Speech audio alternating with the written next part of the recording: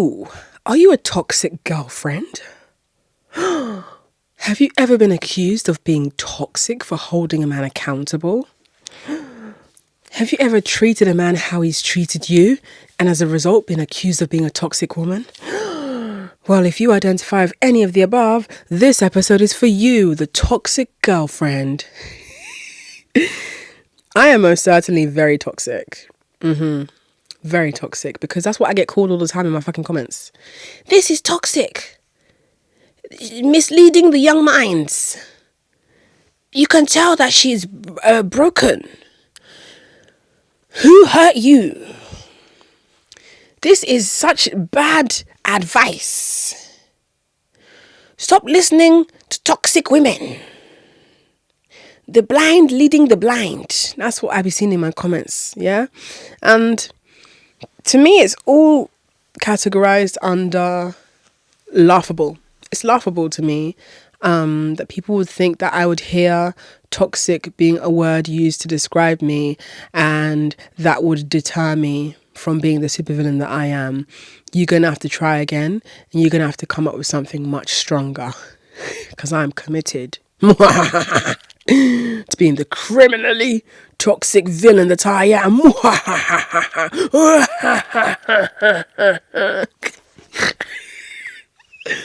Oh, there's certain words that you just got to reclaim and take on the chin, because the people who are using those words to describe you are doing so from a place of trying to police you into submission and to try and silence you into taking it lying down.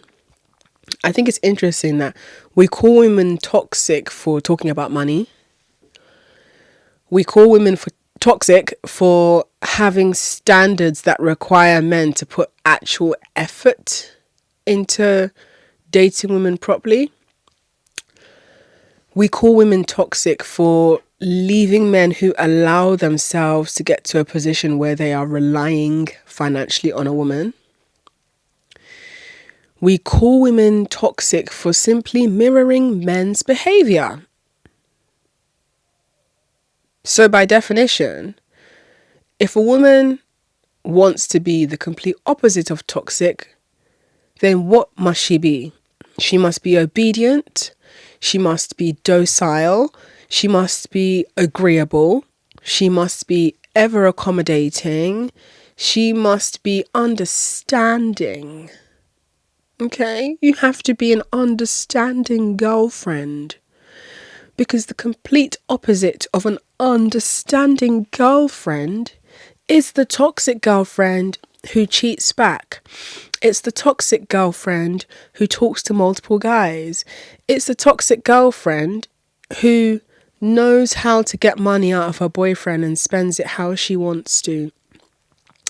It's a toxic girlfriend that throws her weight around and knows how to work her strengths to her favor. I think what I find incredibly intriguing about this toxic word is that men will call you toxic for holding them accountable. Men will call you toxic for expecting them to review the consequences of their own behavior. That's considered toxic. And this is why I have to remind women that we are living through a bitch male crisis. What they're calling a male loneliness epidemic is actually a bitch male crisis, a bitch male epidemic. Okay. The males are bitches. So much so that they have developed a level of fragility where they consider it toxic now for a woman to simply choose to let them clean up their own vomit. So I would invite you to embrace the word toxic more. I would invite you to understand that the word toxic has been used by design to make you feel like a bad person for giving men what they give you. Yeah. Men know that women operate from a place of guilt and shame because that's the design of patriarchy. Men know that a woman's biggest fear, especially if she is a really good girl under the rules of patriarchy, her biggest fear is being called toxic. Because what we as women consider toxic is someone who is abusive, someone who refuses to respect our boundaries, someone who completely disregards our personal sense of autonomy and uses that disregard of our personal sense of autonomy to invade our space and to essentially make us like our bodies don't belong to us. What women consider toxic is somebody who uses manipulation for the intent to put you in a position of harm and a position where your power is taken away from you as a woman. What we consider toxic is somebody who gaslights, someone who is incredibly self-centered and ego-driven to the point where they distort reality through their lies and they expect you to be in on their distortion. That's what we consider toxic, because that is toxic. Now, what they consider toxic of us is what I just described earlier, where it's like you're just holding them accountable. So that's why I get called toxic all the time. And I'm sorry to break it to you guys, but I get really turned on when men call me toxic. So if men want to maybe find a different word so they can hit me harder, stop using the word toxic, because it just makes me get really turned on when you call me toxic, because I am toxic. And it takes toxicity to be this level of confident and to be this brazen and bold to treat men the way I treat them. I'm incredibly toxic. I'm a very manipulative woman.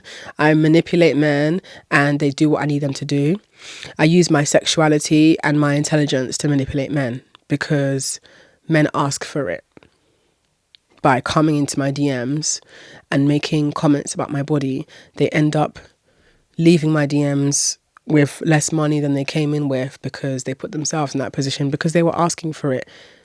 Next time, as a man, if you don't want for your wallet to be fondled, don't have your wallet on show. If you don't want a woman to grope your pockets and take the money out of your pockets, then make sure you don't have any notes sticking out of your pockets. Make sure that you don't put your credit cards on display, because that means that you're asking for it as a man. So if you go to your bank and complain that a beautiful woman walked you to an ATM and under the impression and influence of her beauty, you took out the full amount of £500, which I believe is the maximum you can take out of an ATM, and you handed it to her and she walked away and left you at the ATM, your bank is not going to do anything about that, unfortunately, because you made a choice and you fell for the manipulation. So that's what you deserve. That's what I call toxic. And I own it, because it takes toxicity to give men what they give you. And unfortunately, it will require you reclaiming toxicity if you want to survive a misogynistic world unscathed. You will have to mirror certain behaviors from men, and you will need to pick and choose what behaviors you'll mirror, because men are such awful people that we can't actually afford to mirror all of their behaviors. There's certain behaviors we've got to leave it to the men to have it. You know, we don't need to mirror sleeping with dead people. Yeah, let's leave that for the men, because that's their domain. Yeah, we don't need to mirror sleeping with blow up dolls that have penises attached, because the reason men sleep with blow up dolls that represent and resemble women is because what they deeply dream of and desire the most is a woman who will not talk back to them, a woman who they can exert all of their physical sexual fantasies onto and she won't be able to say no. For women, we don't need that, because dick is always looking for us. We just enjoy the actual phallic item itself, like a dildo. Women, we don't need the stimulation of a action man looking figure for us to still enjoy a sexual experience with a phallic object. Most of us can get by on just a vibrator. So with that being said, it's not everything about men's toxicity that we need to mirror. Similarly speaking, We don't need to marry 8-year-old boys because that would be wrong. But men are marrying children all the time. So much so that there are countries that are still fighting to create laws where it is considered illegal to marry underage children. But there are men in positions of power actively fighting against those attempted legislation because they like sleeping with children. So we don't need to mirror that level of toxicity that men exude every day. The toxicity that we should mirror from men is a toxicity of them being so brazen to ask women for shit they've got no business asking for when they don't even know those women. For example, it is very toxic of a man to have known a woman for all of 72 hours and to start alluding to sexual intercourse. So what we need to do as women to mirror that toxicity is within the space of 72 hours of knowing a man, start alluding to financial intercourse. Yeah.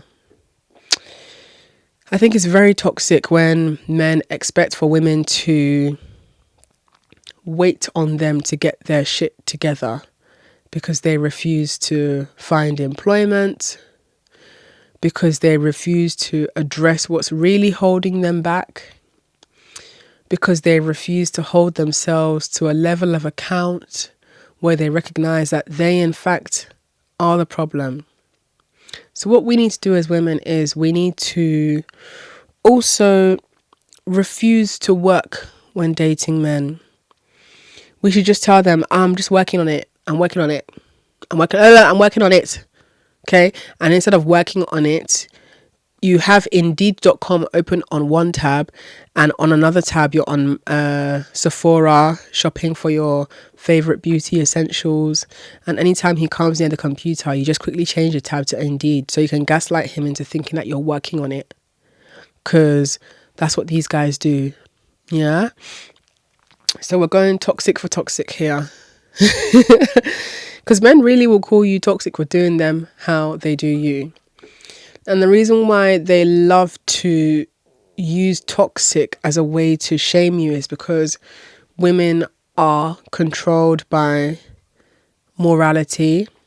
Women are controlled by shame. There are more consequences for women who are accused of being toxic than there are for men who are accused of being toxic.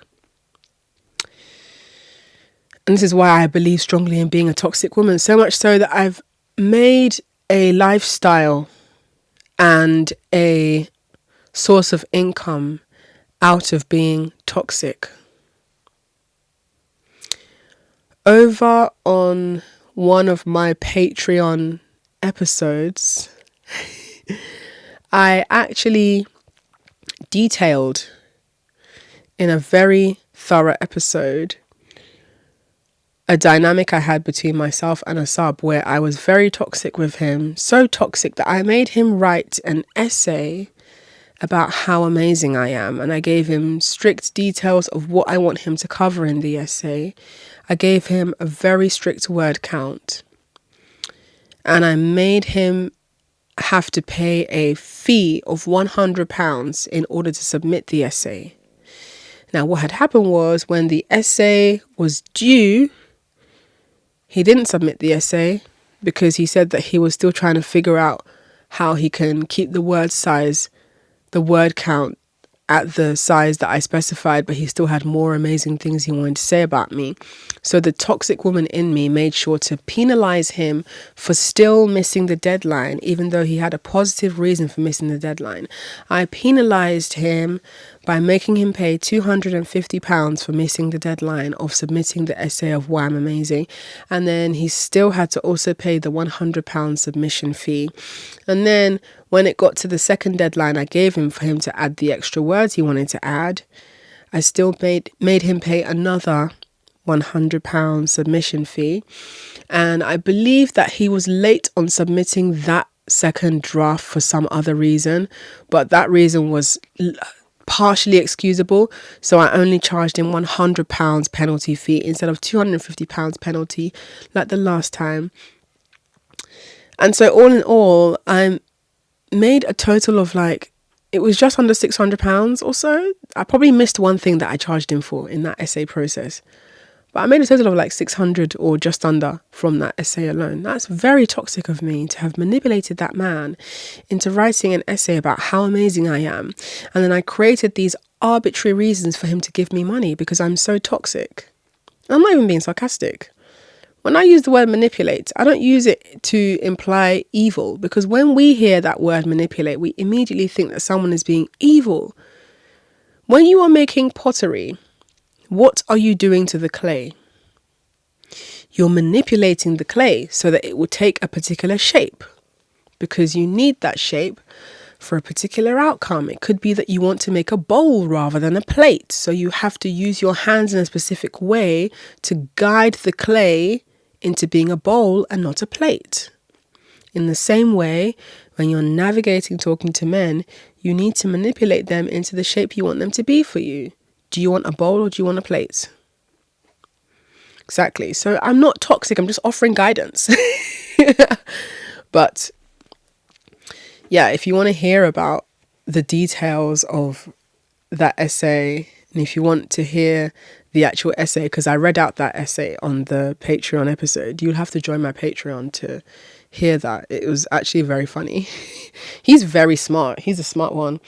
And he does listen to this podcast, actually. So if you're listening, I hope by the time you're listening to this, you've sent me that £300 that I asked you to send. And maybe it might be that I've blocked you, because at the time I'm saying this, it's been 2 days since I asked you to send me that 300 and you haven't sent it. And you know what happened last time when I asked you to send money, you didn't send it. I blocked you. So within the next 24 hours, at the point of me saying this, you're probably going to be blocked and the cycle will continue once again. And you better not come at me with no 250 on Revolut. You better come at me with 500 minimum plus the 300 you owe me. So figure out how you're going to financially pattern yourself. Anyway, as I was saying, the toxicity that people refer to when discussing women like myself is another way for saying, oh, I can't control her. Oh, I just can't control her. You want to control women because that's the only way you feel a sense of identity and masculinity. What a sad little life, Jane. What a sad little life. The only way you know how to feel a semblance of manliness is to control a woman. Is that not pathetic? Because what I find laughable is that men will call you toxic for being an active participant in a game that they instigated. Well. You thought you could come here and flirt with me so that you can see my tits, and now I've ended up being your worst nightmare. Because your worst nightmare is a woman that you cannot control. Your worst nightmare is a woman who does not need you. Because a woman who does not need you is a woman you cannot control. Men fear women they cannot control. That's why I get called toxic all the time. I get called toxic for saying that I'm not sexually interested in men and that I'm more financially interested in men. They're calling me toxic for that. So do men want to be used for their bodies instead? Like, what do you want me to use you for, your body or your money? Because I'm going to use you regardless. So would you rather I use you sexually or use you financially? They would definitely rather I use them sexually because they benefit. They benefit. Men benefit from orgasms. Women don't benefit from orgasms. But orgasms are nice, but that's not changing my material conditions. Whereas for men, if they're receiving frequent orgasms, that can actually impact their material conditions because it gives them the vitality of life required for them to go out there and work and get some money because they've got the morale boost from this pussy alone. That's the power of pussy. But dick doesn't have that power. I'm sorry. Yeah, you might feel really nice for like, 10, 20 minutes? Your bank account hasn't changed one bit. Yeah? That credit card ain't going to pay itself off. So when it comes to using men, I don't feel anything from using them sexually. I like using men financially, and I like to go for men who like to be used financially. It's against my ethics to take money from poor men. It doesn't make any sense to me personally. I just think it's a bit unfair, really. Like, they need that money. I don't go for men who need the money that they're giving me. I go for men who they feel an exhilarating rush from giving me their money, as they should, because it's such a compliment for me to ask you for anything as a man. As a man, for me to ask you for something implies that, from my observation, I think that you're competent, capable, and to some sort of extent successful. That's a compliment. But a broke man won't take that as a compliment. He feels like the bailiff is asking him for something. Okay? I'm not the bailiff. You don't have to run from me. But don't worry, I ain't going to ask you for shit because you ain't got it. But the men who have got it, they feel excited at the idea of you asking them for something. It's like, wait, me? You want me to do it? Yeah, how much do you need? Period. Or I've had men who suggest giving me money. They're like, what are you doing today? Are you going out today? Can I help you out with sending you anything? I'm like, yes, you can help. Even if I'm not going anywhere, yes, you can help. Actually, I've changed my mind. In fact, just because you said that, I'm going to go out. I should be going out, actually. In fact, you even reminded me that I'm beautiful and I need to be seen. You can send for the Uber.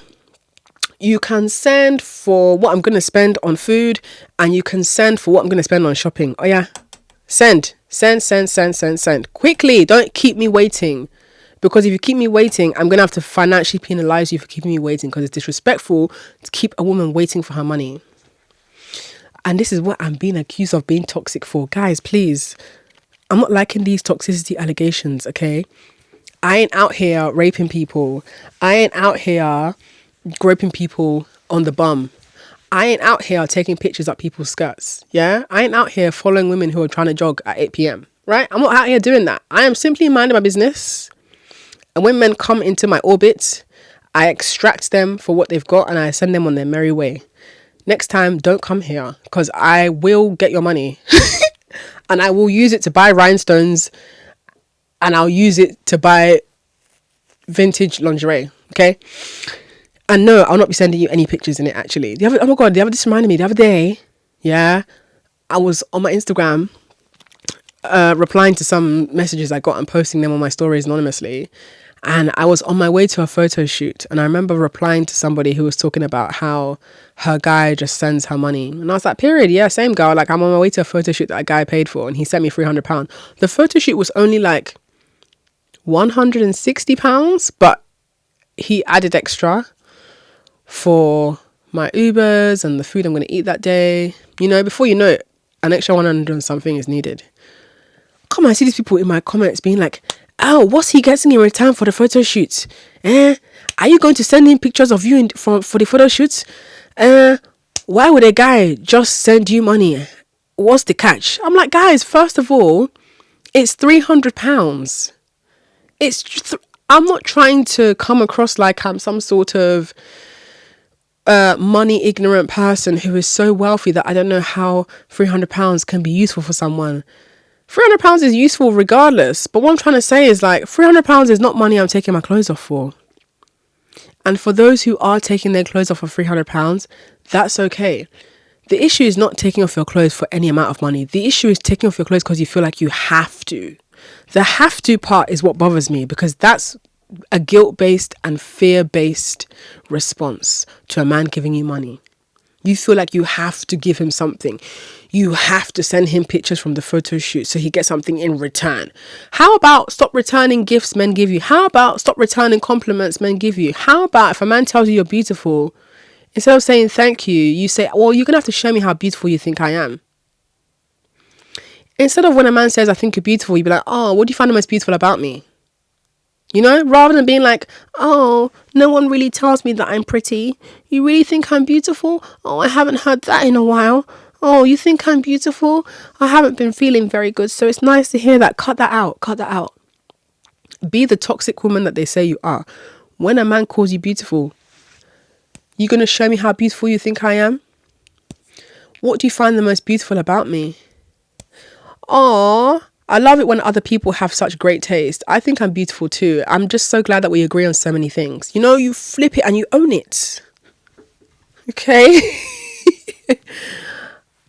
But yeah, the girls were really trying to get at me because I posted that I'm on my way to a photo shoot. And I didn't think it was going to cause a big reaction because it's just £300, guys. Like, if you see what men have been sending me, the £300, I promise, is the last of your worries. But I think we collectively need to come out of this mindset that we owe men stuff, because men have conditioned us to think that we're toxic for not returning things that they've given us. If you believe you're worthy of something, you won't return it. Because sometimes what you think is reciprocation is you returning it. And you returning something is from a place of believing that you're not worthy. A lot of women, they try to cover that up by saying, I don't want him to think I owe him anything.